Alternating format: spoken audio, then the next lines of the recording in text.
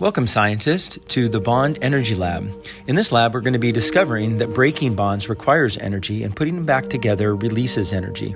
We're going to be using copper sulfate pentahydrate, dehydrating that, and then putting the water back on.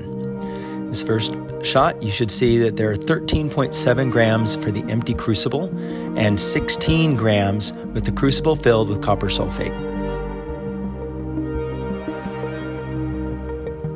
Bunsen burner is lit. The copper sulfate is dehydrating.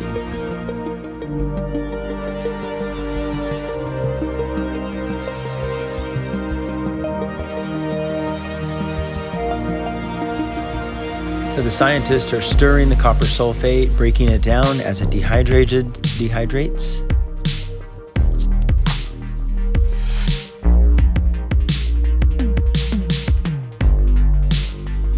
Close-up view of the copper sulfate as it dehydrates.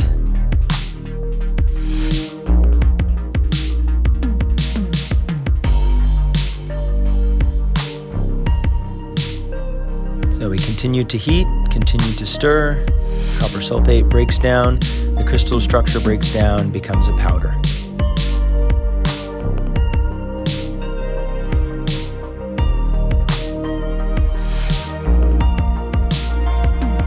Notice the entire time, heat is being applied as we're breaking the water bond to the copper sulfate.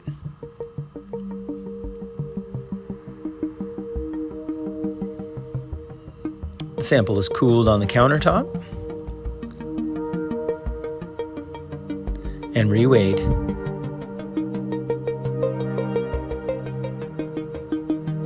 The final mass of the sample was 15.1 grams after heating.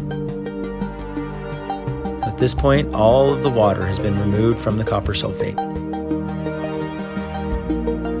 The final stage of this lab, we add water back to the copper sulfate.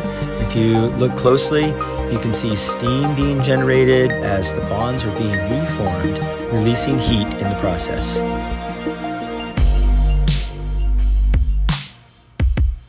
And based on the chart, the temperature change was approximately 27 degrees all the way up to 67 degrees.